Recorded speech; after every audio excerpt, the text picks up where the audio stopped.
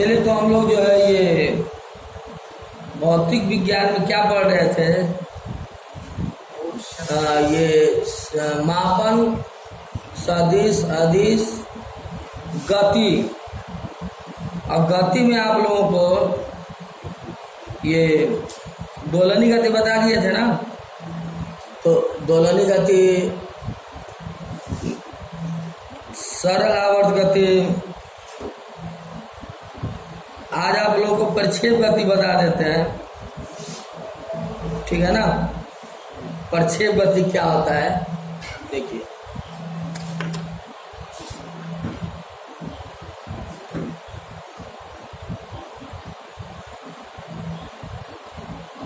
प्रक्षेप गति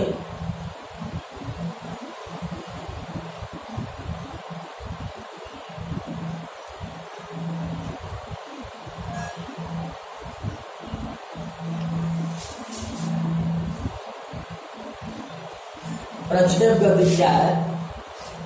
projectile motion.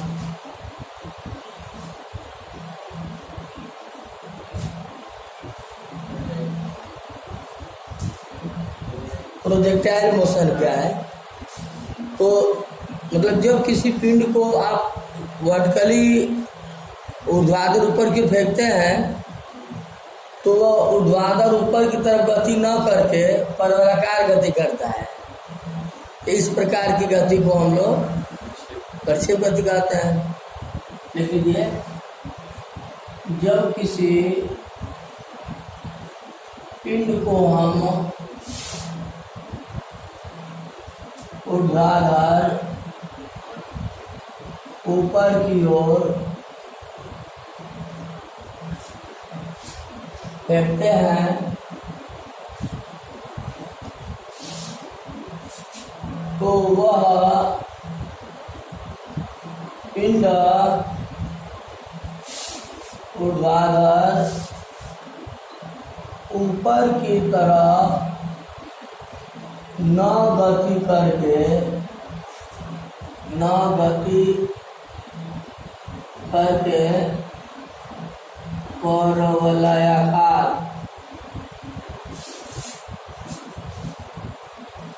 परवलयाकार गति करता है।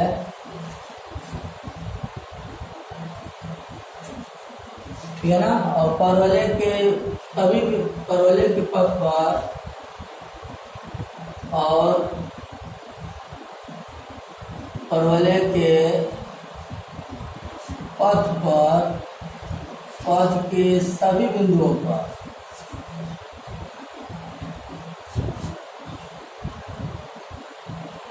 क्षैतिज वेग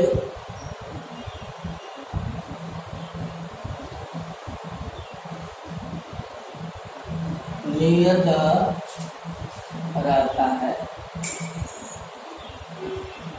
ठीक ना। तो इस प्रकार के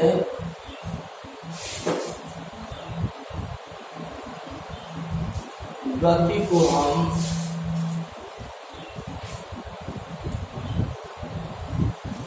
प्रक्षेपीय गति कहते हैं। लिख लें आप लोग, जल्दी से लिख लीजिए।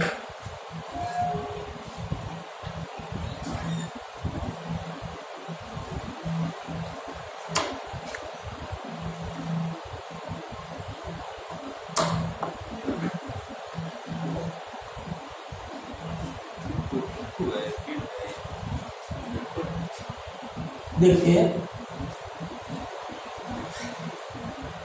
और इसमें ये क्षैतिज है और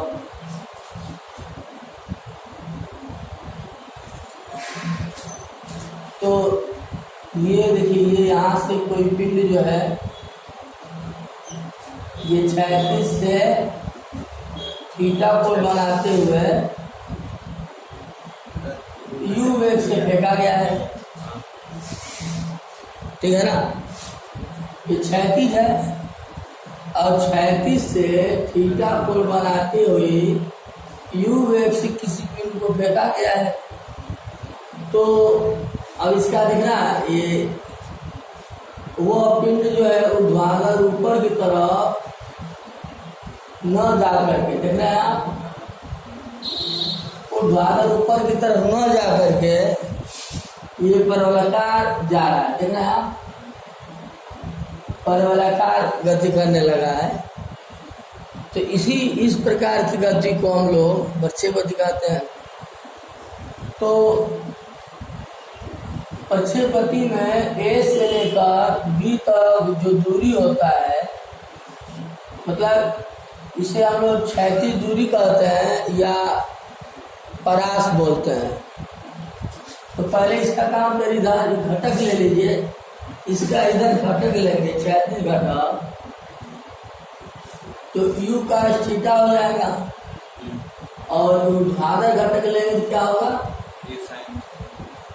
u sin थीटा हो जाएगा, ठीक है। तो ए से मतलब बिंदु ए से किसी पिंड को ऊर्ध्वाधर ऊपर की तरफ फेंके हो तो जा करके बी पे गिरा है। तो जो ए बी दूरी है,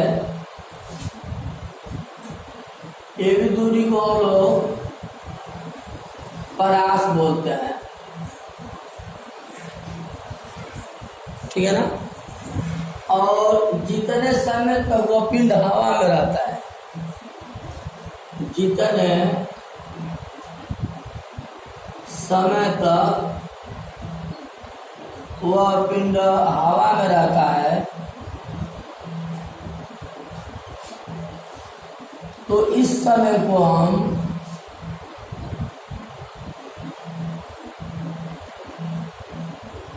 उड्डयन काल कहते हैं, उड्डयन काल कहते हैं, ठीक है ना। दो बात समझा है। उड्डयन काल ये जीएस में किसी भी कंपटीशन में आ सकता है कि जितने समय तक वो पिंड हवा में रहता है उस समय को क्या कहते हैं। ऐसे मतलब पूरा कहानी जानते रहेंगे तो उस पूरे कहानी में से एक क्वेश्चन आपके सामने बढ़ के आता है। तो इसलिए हमें पूरा कहानी जानना होगा। तो उड्डयन काल समझ में आ गया। आइए थोड़ा सा और बात करते हैं। यहाँ पर ए से फेंका गया और वो मैक्सिमम हाइट तक जा रहा है, मान लेते हैं बिंदु पी तक जा रहा है। तो बिंदु पी पर अंतिम में 0 होगा,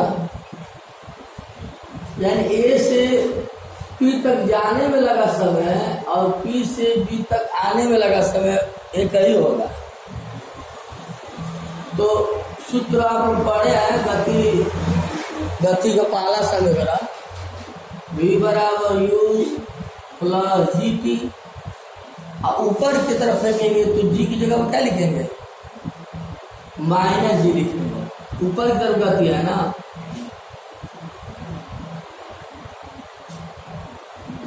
तो अब क्या हो जाएगा, v बराबर u माइनस जी इंटू टी हो जाएगा। क्योंकि गुरुत्व त्वरण आपको बताया गया था कि गुरुत्व त्वरण होता क्या है। जब किसी पिंड को ऊर्ध्वाधर ऊपर की ओर फेंका जाता है या ऊपर से नीचे की तरफ फेंका जाता है, ऊपर फेंकेंगे तो हर एक सेकेंड में उस पिंड का वेग कम होगा, या ऊपर से जब नीचे फेंकेंगे तो उस पिंड का हर एक सेकेंड में उस पिंड का वेग अधिक होगा, बढ़ता है। तो यही से परिभाषा बन गया गुरुत्व त्वरण जी का कि जब किसी पिंड को ऊर्ध्वाधर ऊपर की तरफ फेंका जाता है या ऊपर से नीचे की तरफ फेंका जाता है तो प्रति सेकेंड उस पिंड के वेग में हुई कमी या प्रति सेकेंड उस पिंड के वेग में हुई वृद्धि को ही हम उस पिंड का गुरुत्व त्वरण कहते हैं। पिंड का मतलब जिसमें द्रव्यमान हो, मतलब द्रव्यों के समूह को हम द्रव्यमान कहते हैं और द्रव्यमान को ही हम जिसमें द्रव्यमान होता है उसे ही हम पिंड कहते हैं। और कणों के समूह को हम पिंड कह सकते हैं। कणों के समूह को हम पिंड कहते हैं, है ना। द्रव्यों के समूह को या कणों के समूह को हम जो है पिंड कहते हैं। द्रव्य क्या होता है? किसी भी वस्तु के इकाई मात्रा को, किसी भी वस्तु की इकाई मात्रा को हम द्रव्य कहते हैं।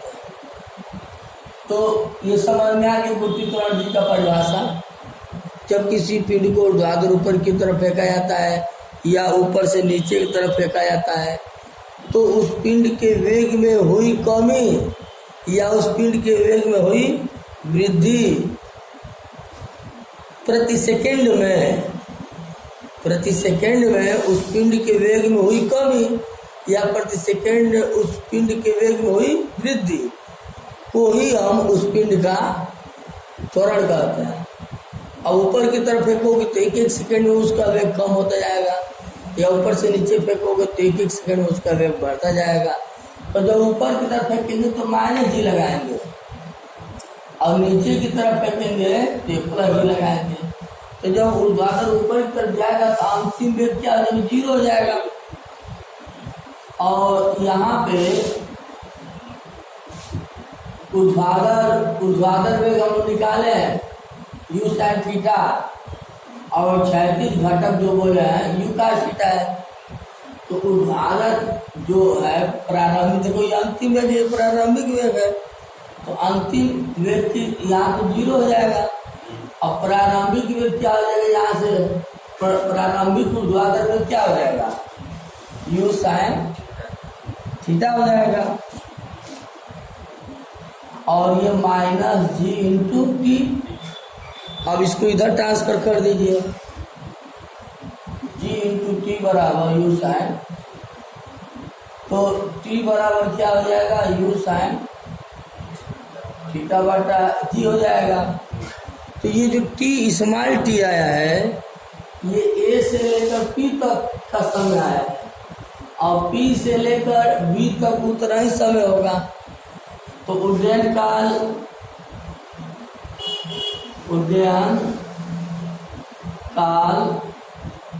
कैपिटल T बराबर क्या हो जाएगा? 2t। यहाँ से यहाँ तक समय जो आया है उसी समय में दुगुना कर देंगे तो वह पिंड कितना देर तक हवा में रहेगा वो आ जाएगा। अब t का मान यही रख दीजिए, क्या हो जाएगा? t बराबर 2u sin theta upon g। ये उड्डयन काल हम लोग निकाल दिया है, नोट कर लीजिए। t बराबर 2u sin थीटा बटा g।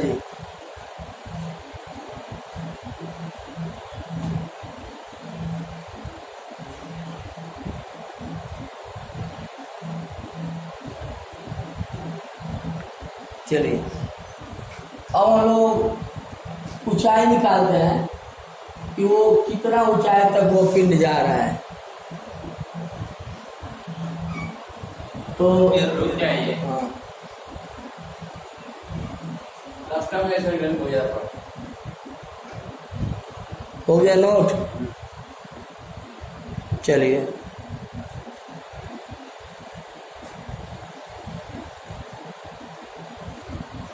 अब हम लोग बात करते हैं ऊंचाई क्या होता है, ऊंचाई कैसे निकलेगा। ये ऊंचाई निकालना है तो ये सूत्र v² बराबर u² ऊपर की तरफ रखेंगे तो -2gh। तो ऊर्ध्वाधर वेग कितना होगा? यहाँ पर जब जाएगा तो अंतिम वेग 0 हो जाएगा। अब u की जगह पर ऊर्ध्वाधर वेग कितना है? u sin थीटा का होल स्क्वायर हो जाएगा -2gh। अब इसको इधर ट्रांसफर कर दीजिए, यहाँ पे कैपिटल h लिख देता हूँ। अब इसको लेफ्ट साइड में लेते आइए,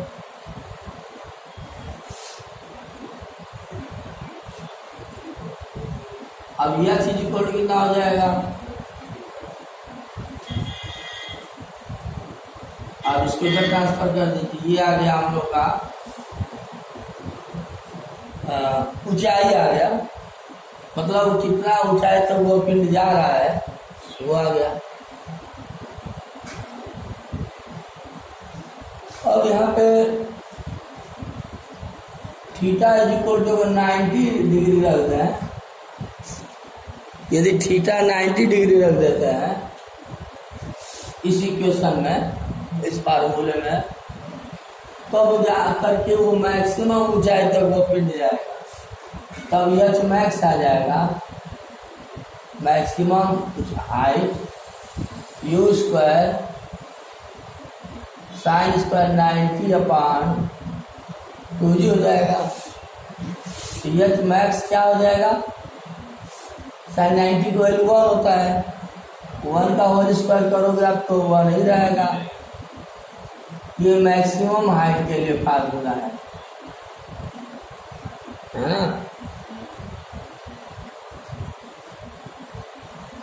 अब हम लोग निकालना चाहते हैं क्षैतिज दूरी, जिसे हम लोग परास कहते हैं, क्षैतिज परास अब हम लोग निकालना चाहते हैं। देखिए ये क्षैतिज दूरी बराबर क्या होता है, क्षैतिज दूरी बराबर क्षैतिज वेग गुणन समय, ठीक है ना। अब क्षैतिज दूरी को हम लोग किससे रिप्रेजेंट करते हैं, कैपिटल आर से। यहाँ ए से लेकर जो बी तक दूरी है इसे हम लोग परास बोलते हैं ना, यानी क्षैतिज दूरी को हम लोग किससे प्रदर्शित करते हैं, कैपिटल आर, रेंज, रेंज माने परास। क्षैतिज वेग कितना है बताइए, यू कास्ट थीटा, सब हम लोग निकाले हैं कि 2t की वैल्यू क्या था, 2 इंटू यू साइन थीटा अपन जी, ठीक है ना। तो r बराबर क्या हो जाएगा, देखो 2 sine theta into cos theta, पहले u का u को मल्टीप्लाई करेंगे तो क्या हो जाएगा, यू स्क्वायर, और 2 sine theta into cos theta, sine 2 theta का फार्मूला हो जाएगा, और अपान जी ये क्या हम निकाल देंगे, परास, नोट कर लीजिए। अब यहाँ भी अधिकतम के बारे में बात करते हैं। इफ थीटा 45 डिग्री हो जाए, ठीक है ना, 45 डिग्री हो जाएगा, तब आर जो है मैक्सिमम आएगा, आर मैक्स हो जाएगा u square sine 2 into 45 degree upon g, यानी आर मैक्स इक्वल टू क्या हो जाएगा, साइन 90 45 गुना 90 हो जाएगा, और साइन 90 को मान 1 हो जाएगा, तो यू स्क्वायर में से गुणा करेंगे तो यू स्क्वायर ही हो जाएगा। अब सुनिए, अब यहीं से क्वेश्चन बन जाएगा, आया है कई बार कंपटीशन में, वनडे एग्जाम में, तमाम वनडे एग्जाम है। अब देखिए कौन सा वनडे एग्जाम का किस वनडे एग्जाम में क्वेश्चन चला जाएगा, कोई डेफिनेट नहीं है। ये मत समझिए कि ये क्वेश्चन अभी पूछ दिया जा रहा है कि फुटबॉल प्लेयर फुटबॉल को कितने अंश के कोण पे किक मारेगा कि वो फुटबॉल मैक्सिमम दूर जाके गिरेगा, तो थीटा बराबर कितना होगा, जब वो फुटबॉल प्लेयर 45 अंश के कोण पर अपने पैर से फुटबॉल को धक्का मारेगा, तब जो है बहुत दूर जाकर के वो जो है फुटबॉल गिरेगा। इससे ही क्वेश्चन हो गया, 45 तो दूर में गिरेगा, हाँ बहुत दूर जा गिरेगा, कम रे अधिक रहे तो कम अधिक डिग्री मारे तो अगर 65 डिग्री मार देंगे, तो मतलब देखिए कहने मतलब है कि 2 इंटू 45 करें 45 गुना 90 हो जाएगा, साइन 90 का मान मैक्सिमम होता है। अब 45 अंश से कम रहेगा, थीटा का वैल्यू अगर 45 डिग्री से कम रहता है तो आर की वैल्यू मैक्सिमम नहीं आएगा। अब यही क्वेश्चन बन गया कि फुटबॉल प्लेयर उस फुटबॉल को कितने उसकी कोर्ट में मारेगा कि बहुत दूर जा करके जो है फुटबॉल जाएगा, तो 45 डिग्री। अब यही क्वेश्चन हो गया, तो ये क्वेश्चन कोई जरूरी नहीं है, ये क्वेश्चन एसएससी में आ गया तो यह क्वेश्चन पुलिस भर्ती में ना आए, यह क्वेश्चन आईएसपीसी में ना आए, मतलब कोई भी क्वेश्चन किसी भी कॉम्पिटिशन में जा सकता है। तब आर मैक्स नहीं होगा, कम होगा या अधिक, कम होगा। अब साइन 55 दूरा 110 हो जाएगा, साइन 110 अंश कमाने 1 से कम ही आएगा। अगर वही 20 मारता है तो कोई भी रहेगा 45 अंश कमान यहाँ रखोगे 45 और 90, नहीं साइन 90 अंश कमान ही सबसे अधिक 1 होता है। मान लीजिए अगर 20 मारता है तो भी कम होगा 1 से। अब यहाँ 20 2 गुणे 20 रखें, 20 गुणा 40, साइन 40 डिग्री की वैल्यू 1 से कम ही आता है। साइन 90 डिग्री की वैल्यू 1 के बराबर होता है। जहाँ 90 डिग्री रहेगा तभी साइन 90 अंश का मान अधिकतम वो भी 1 होता है, और जहाँ 90 से कम रहेगा या 90 से अधिक रहेगा थीटा की वैल्यू तो हमेशा 1 से कम रहता है। समझ रहे हो ना? तो हम ये बताना चाहते हैं कि कोई भी क्वेश्चन किसी भी कंपटीशन में जा सकता है, ये रेलवे ग्रुप डी में भी पूछा जा सकता है। इसलिए हम लोगों को कंप्लीट ज्ञान लेना है। ये हम लोग चल रहा है मापन सदिश अदिश गति, ये भी एक प्रक्षेप गति था, ठीक है ना? प्रक्षेप गति से संबंधित हम लोग बात कर रहे थे। तो अब इस पे भी बहुत सारे क्वेश्चन आ सकते हैं, बहुत सारे क्वेश्चन बन सकते हैं। अब कुछ क्वेश्चन का जवाब दीजिए। जैसे पहला क्वेश्चन आ गया आपके सामने, ये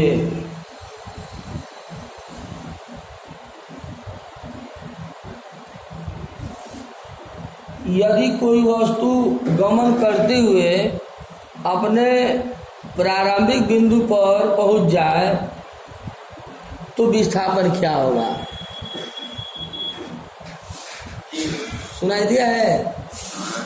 यहाँ तो पहला क्वेश्चन है, यदि कोई वस्तु गमन करते हुए,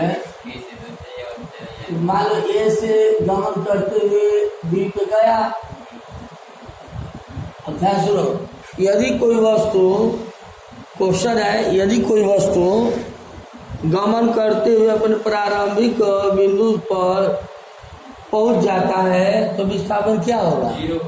जीरो होगा। हाँ सही है ना? ये भी छोटा सा क्वेश्चन था। एक और छोटा सा क्वेश्चन बताइए, न्यूटन गति विषयक तीनों समीकरण बताइए। V बराबर U प्लस AT, ए लिखो या जी लिखो। और न्यूटन गति विषयक द्वितीय नियम, द्वितीय समीकरण बताइए। S बराबर UT plus half AT square, S बराबर UT plus half AT square.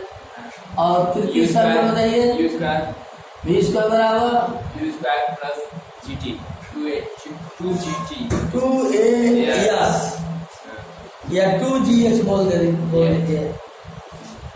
आप देगा ना ये सर? नहीं हुआ, सबको देगा कि न्यूटन गति विषयक द्वितीय समीकरण बताइए।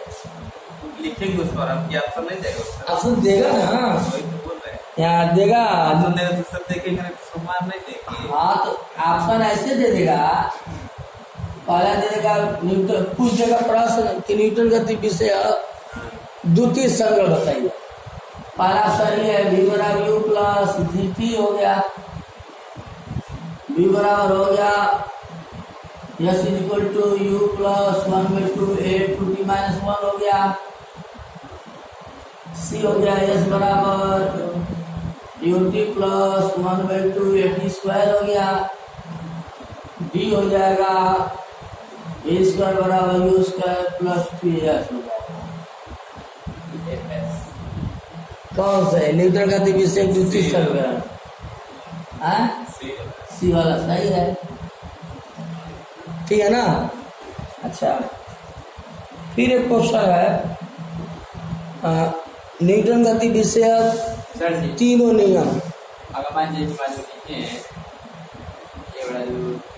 हाँ वही कह रहे हैं, जैसे ये जी गुरुकित हो रहा है, ये रेखित हो रहा है, तो जी और ये से कोई डिफरेंट नहीं पड़ता है। आपके सामने ये भी ऐसे भी दे सकता है, ऐसे देखिए अंकित, ऐसे भी दे सकता है। बना रहे हैं। हाँ हाँ बना दीजिए, कोई बात नहीं, ऐसे भी दे सकता है, देख रहा है ना, ऐसे भी दे सकता है समीकरण। तो अब बताइए कौन सही है? अभी भी यही सही होगा, सही है ना। अगला क्वेश्चन बताइए। हम लोग चल रहे हैं मापन सदिश गति, ये चैप्टर थोड़ा बड़ा है, रन करने में समय लगेगा। दूसरा क्वेश्चन फिर बताइए, न्यूटन गति विषय तीनों नियम को बताइए। हाँ बताइए, नहीं उस समीकरण तो बताया गया ना, यहाँ पे आपको बताना है। हाँ, न्यूटन गति विषय यदि कोई वस्तु नियम, हाँ बहुत अच्छा बताया। यदि कोई वस्तु गतिमान अवस्था में है, तब तक गतिमान अवस्था में रहेगी जब तक इसको कोई बल ना लगाया जाए। बहुत अच्छा बताया कि यदि कोई वस्तु या पिंड गति अवस्था में है तो वो गति अवस्था में ही रहना चाहती है जब तक कि उस वस्तु पर कोई बाह्य बल न लगाया जाए। इसके विपरीत ये भी हम कह सकते हैं कि यदि कोई वस्तु विरामावस्था में है तो वह वस्तु विरामावस्था में तब तक रहती है जब तक कि इस वस्तु को कोई बाह्य बल न लगाया जाए, ठीक है ना। अच्छा, द्वितीय नियम बताइए, न्यूटन गति विषय द्वितीय नियम।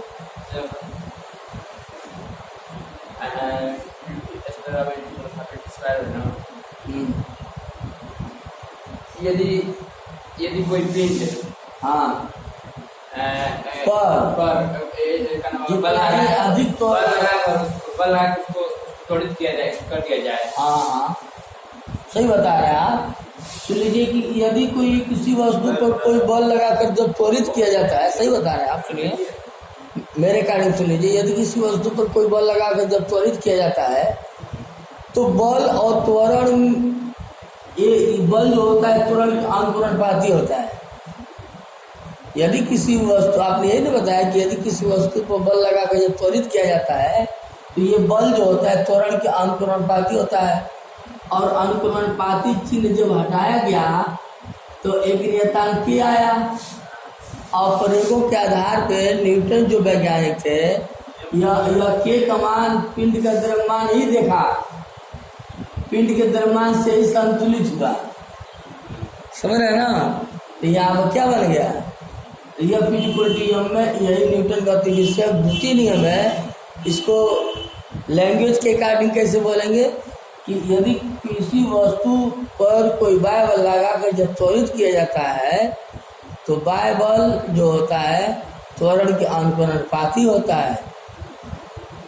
है ना।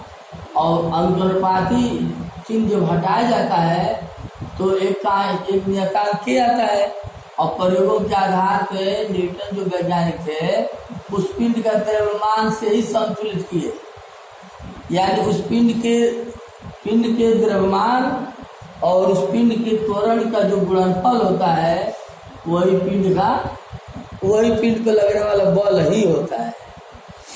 समझ में आ गई बात। और तृतीय नियम बता दीजिए अंकित। तो याद नहीं, ये तो बहुत आसान है तृतीय नियम, याद नहीं आ रहा है। क्रिया के बराबर विपरीत प्रतिक्रिया। हाँ जैसे यहाँ पर सुनिए, सही है, कोई स्थिर अवस्था में कितना ऊपर लगाया ना, सही। हाँ जैसे ये कोई वस्तु है या पिंड जो भी कहिए, तो इसका द्रव्यमान यम है, और द्रव्यमान में अगर गुरुत्वीय त्वरण से गुणा कर देंगे तो भार हो जाएगा, और भार भी एक प्रकार का बल ही होता है। और प्रतिक्रिया का हो जाएगा आर हो जाएगा ऊपर। तो किसी भी वस्तु मतलब ये वस्तु इस समतल पर भार डाल रही है तो ये समतल भी इस वस्तु पर भार डाल रही है। तो इस आधार पर हम कह सकते हैं कि क्रिया के बराबर विपरीत प्रतिक्रिया है ना। क्रिया के बराबर विपरीत प्रतिक्रिया को हम लोग क्या बोलते हैं? क्रिया एक्शन। क्रिया के बराबर विपरीत प्रतिक्रिया को हम लोग न्यूटन गति विषयक तृतीय नियम बोलते हैं। अब यहीं से क्वेश्चन बन जाएगा कि न्यूटन गति विषयक तृतीय नियम बताइए। उसमें ऑप्शन दे देगा ए बराबर में दे देगा, बी ऑप्शन दे देगा यदि कोई गाड़ी चल रही तो चलते ही रहे, सी वाला ऑप्शन दे देगा क्रिया के बराबर विपरीत प्रतिक्रिया। तो क्रिया के बराबर विपरीत प्रतिक्रिया वाला ऑप्शन चूज कर लेंगे आप। क्यों? तो यहाँ पे थोड़ा सा हम आपको कंडीशन बता देते हैं। इसी ये द्रव्यमान है, इस द्रव्यमान में गुरुत्व थोड़ा सी पूरा कर देंगे तो भार बन जाएगा। तो भार को हम लोग एक्शन बोलते हैं, क्रिया, और ये विपरीत प्रतिक्रिया आर है रिजल्टेंट फोर्स। तो यहाँ पे कंडीशन क्या है कि आर इज ग्रेटर देन भार प्रतिक्रिया जो है रिजल्टेंट फोर्स अगर एक्शन से बड़ा है तो इस स्थिति में पिंड कहाँ जाएगा? ऊपर की तरफ तैरने लगेगा। पिंड ऊपर की तरफ तैरने लगेगा। जैसे चंद्रमा को देखते हैं ना, चंद्रमा को कोई वस्तु जो होता है, जैसे आप ही चले जाएंगे चंद्रमा पे तो आपका भार कम हो जाता है, 1/6 कम हो जाता है। यानी वहाँ पे तैरने जैसा, वहाँ पे चलोगे आप तो तैरने जैसा चलोगे, हवा में उड़ते हुए चलोगे, समझ रहे हो ना। तो वहाँ पे क्यों जी का मान कम हो जाता है। हाँ, वहाँ पे जी का मान कम हो जाएगा। जब जी का मान कम हो जाएगा तो भार कम हो जाएगा, अब भार कम हो जाएगा तो प्रतिक्रिया बड़ा हो जाएगा। और जब जो ही प्रतिक्रिया बड़ा हो गया उस स्थिति में पिंड ऊपर की तरफ तैरने लगेगा। और दूसरा बात, अगर आर इक्वल टू mg हो जाए तो इस स्थिति में वो पिंड न तो ऊपर जाएगा न नीचे जाएगा, जैसा देख लीजिए यहाँ पे। और सी वाला स्थिति क्या है? R is less than R weight, resultant force is less than weight. इस स्थिति में क्या हो जाएगा? पिंड जो है धंस जाएगा। देख रहे हैं ना।